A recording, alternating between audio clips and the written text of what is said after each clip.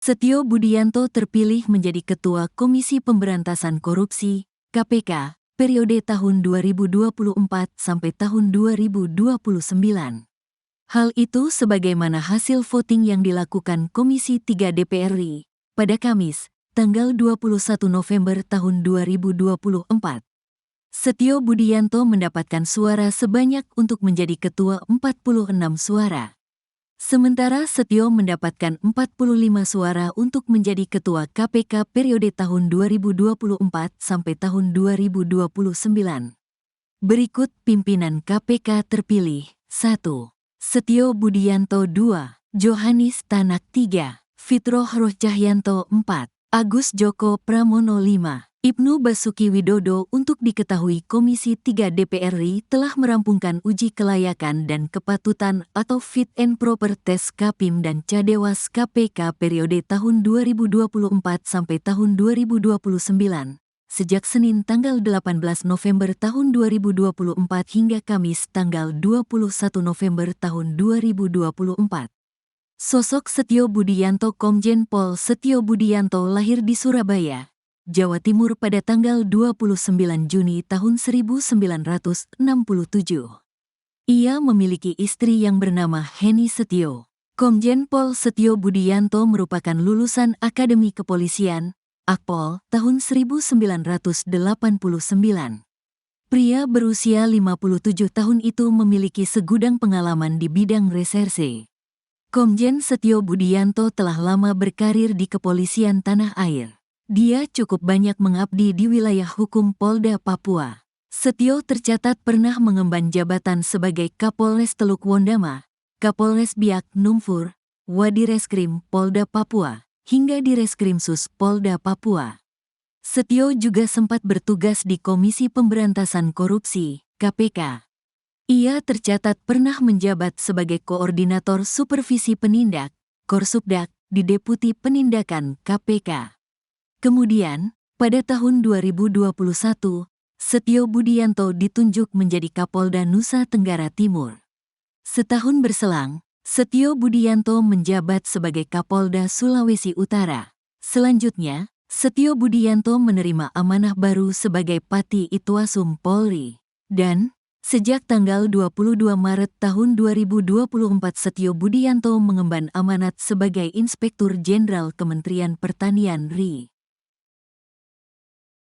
Sidang pra-peradilan tersangka kasus impor gula Tom Lembong di Pengadilan Negeri Jakarta Selatan Kamis 21 November turut dihadiri oleh sang istri Francisca Wiharja. Francisca tampak hadir di persidangan dengan mengenakan pakaian warna ungu dengan corak abstrak. Ia terlihat antusias sembari tersenyum tipis mendengarkan keterangan Tom Lembong secara daring. Sebelumnya, Francisca juga hadir dalam persidangan pra-peradilan Tom Lembong. Dalam keterangan pada Rabu 20 November kemarin, Francisca meyakini suaminya tak melakukan tindak pidana korupsi. Menurutnya, Tom Lembong merupakan sosok yang mementingkan untuk kebaikan dan masyarakat luas. Ia pun menilai kasus ini janggal karena semua dokumen yang ditandatangani Tom selalu dibaca dan ditulis. Adapun terkait kasus ini, Tom Lembong mengaku sempat tertekan dan bingung. Akibatnya, Tom hanya bisa mengikuti permintaan dari pemeriksa. Meski menjalani proses hukum dan yakin tak bersalah, Tom menyatakan dirinya selalu ingat pesan sang istri untuk selalu bersinar apapun kondisinya.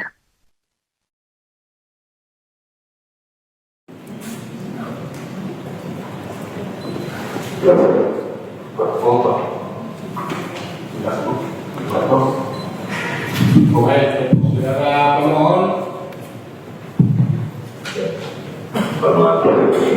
dengar suara kami? Baik ya, jadi oleh karena dari penasihat hukum saudara memerlukan atau menganggap ada yang perlu yang ingin saudara terangkan dalam persidangan ini, untuk itu kami berikan kesempatan kepada saudara apa yang ingin saudara sampaikan. Silakan. Komisaris Jenderal Polisi Setio Budianto resmi terpilih sebagai Ketua Komisi Pemberantasan Korupsi untuk periode 2024-2029 melalui rapat pleno Komisi 3 DPR RI yang berlangsung di Kompleks Parlemen Senayan, Jakarta, Kamis 21 November. Setio Budianto mendapatkan sebanyak 46 suara dan terpilih menjadi Ketua KPK. Ketika fit and proper test di Komisi 3 DPR pada Senin 18 November lalu, Setio menilai operasi tangkap tangan atau OTT masih perlu dilanjutkan dan dinilai penting dalam memberantas korupsi. Namun, OTT perlu dilakukan secara selektif berdasarkan skala prioritas.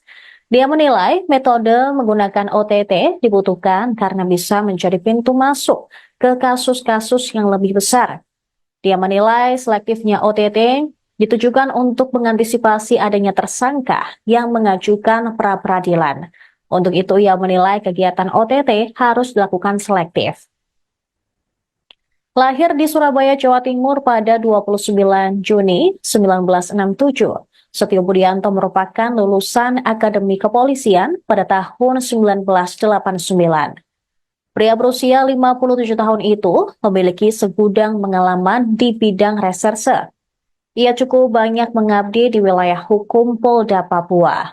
Tercatat, dia pernah mengemban jabatan sebagai Kapolres Teluk Wondamba, Kapolres Biak Numfor, Wadireskrim Polda Papua, hingga Direskrim Sus Polda Papua.